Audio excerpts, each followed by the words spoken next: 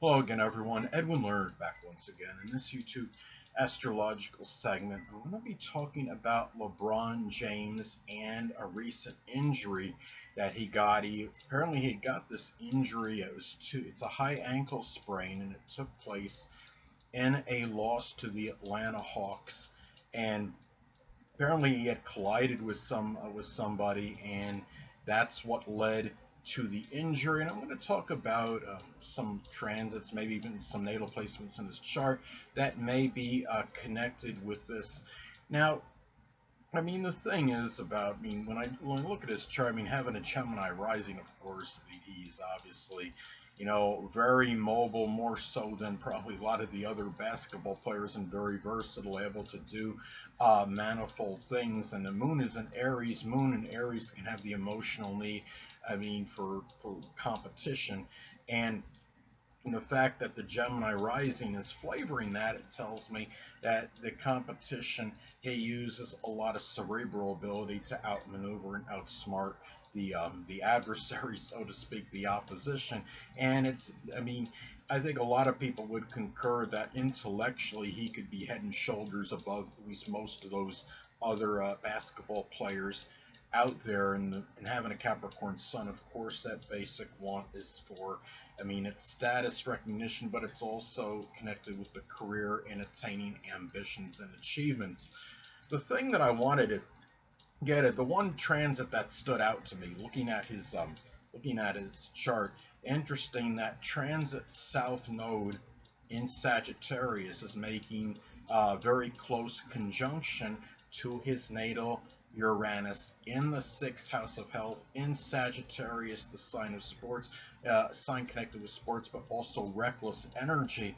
Um, the thing about this is that the south node can affect something, I would say, to its detriment when it contacts it. And you're talking about Uranus rules the ankles. The south transit south node is very close proximity to his natal Uranus at the time of this injury in the sign of Sagittarius in sports, again in the sixth house of health. And interestingly enough, that he has Mercury conjunct his natal Uranus, and he has spoken very optimistically about this, that he felt that he was going to make, at least what I saw, my take on it is he felt confident he would make a rather quick recovery in this. Now, Mercury in Sagittarius, of course, can be a little bit over optimistic at times, but we'll see how things go. And another thing too that I noticed, you're talking about a very close inconjunct aspect transit Pluto right now, is making very tight inconjunct aspect to his Gemini ascendant. His ascendant, of course, is associated with the physical body. You're talking about inconjunction astrology. It can be about health related issues, but it can also be connected with adjustments. Pluto is also connected with surgery. I don't know if he's actually going to have surgery on this, how this is actually going to heal. There was some statement about rehab that LeBron was going to try to at least try to rehab this. Interestingly enough, Pluto is connected with recuperation and regeneration, and this is a time where maybe he's realizing right away what has to be done as far as the rehabbing process goes. And it's interesting that you're talking about almost an exact inconjunct aspect from transit Pluto to his natal Gemini ascendant. So people talk about they're the cynics and the skeptics about, as far as astrology goes and its credibility and credence. And this is, or you could see so many things, even like with people that if they actually took the time and understood astrology in a more deeper manner, they can see through these transits even that astrology really is eerily accurate. And another thing on another note that having the moon in Aries obviously could have some aggressive and assertive energy, and its responsive, reactionary energy.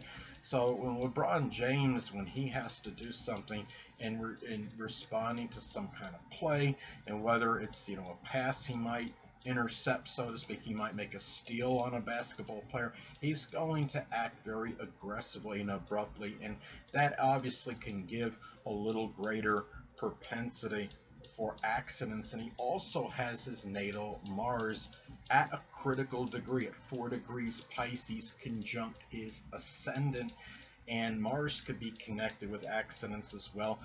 Mars on the midheaven can suggest that perhaps a reputation for being somewhat accident prone and have a propensity for that. And he also probably, a reputation for having a propensity for accidents, but also being in Pisces, the sign that's rather nebulous and unclear. It could be simply that he's not always seeing everything where he's going.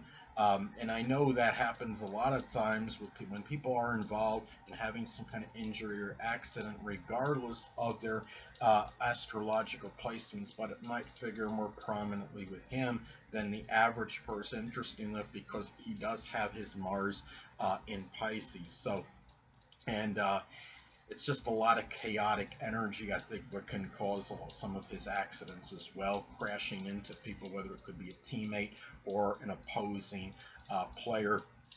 And really, there's not much else to really talk about as far as him, as far as natal placements and transits that might be tied into this. Now, he does have, I wanted to say that Mars is also the ruler of his 11th house. And now, I don't know, some of you may know this, some of you may not, but each house in astrology, it correlates with certain body parts. The 11th house in astrology can be connected with the ankles. Now, he has the Aries on the cusp of the 11th house, and the ruler of that, of course, is Mars. Transit Mercury is not far from his natal Mars, and it shows accidents through perhaps mobility. Mercury could be connected with mobility. Mercury is also in Pisces, and so when transit Mercury is in Pisces, Mercury in Pisces, as many of you may know, is in its detriment and fall. It can cause some confusion in thinking. Sometimes it's ambiguous, ambivalent thinking, but sometimes remember that Mercury is also connected with eyesight. And you have when Mercury is in Pisces collectively, people may be a little bit not really seeing everything what's in front of them. There might be a greater proclivity to be trying to see things in foggy conditions. I know this was not foggy conditions, but in LeBron James' experience when he collided with that other player. But what it is that there's a greater propensity, I would think, to not being able to see what's in front of them or where certain people are when you have this transit going on. And interestingly enough, as many of you may know, the transit Sun has recently entered Aries. It transitioned from passive, submissive Pisces into aggressive, assertive, action-oriented Aries. And also, Aries energy is prone to have accidents. It's in his transit. Sun in Aries is in his 10th house of career.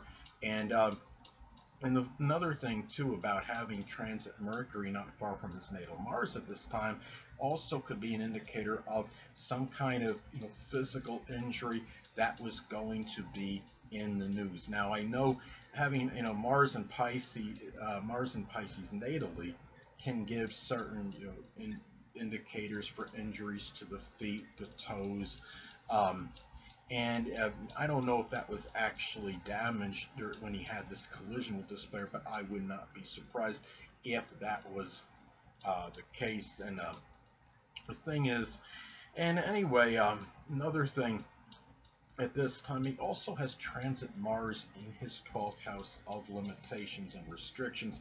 Mars, of course, is associated with energy and vitality, and he has it in transit. Mars is in Gemini now, so a lot of that spirited, vivacious, that Gemini energy is going to be a little bit dissipated at this time because it is in the 12th house. I would expect it's possible he may, whenever transit Mars is actually out of his 12th house and it hits like 26 degrees Gemini, when it hits his ascendant or when it's closing in on it, even in a conjunction, transit conjunction from the 12th house, when it's 3 degrees from his Gemini ascendant at 23 degrees, he might be at a point where he might feel like more about being more mobile and being able to go out and play basketball competitively again. So that is one take I see on this. And also when the transit Sun in Aries hits his natal moon, when it makes a plying conjunction, it might be 13, 14 days maybe. When it does that, that could be another period when he might go out and start playing again, because the sun is about our vitality and the moon is connected with the public, and of course when he is ready to play and be active again, it will be public. And Aries energy could be connected with sports and competition, so that could be the time when this recovery and it might be about a 2-week deal he's in. I really don't know enough about these high ankle injuries, and I don't know if it's really something on average that would actually last for a more prolonged or protracted period, but I wouldn't be surprised if maybe might be around 2 weeks when he gets himself back together in terms of playing basketball again. But we will say this will be something where time will tell. And I think LeBron James is just like a consummate competitor. I don't think he's going to be down that long. I think his recovery and recuperation on his rehab will probably go a little bit quicker than the average person. He just got such a competitive spirit and zeal about him, and he just does not. I mean, him practically of all NBA players does not want to be stagnant or idle for any protracted period. But anyway, people, that will conclude this YouTube astrological segment. Until next time, people, Edwin Learnard saying stay up.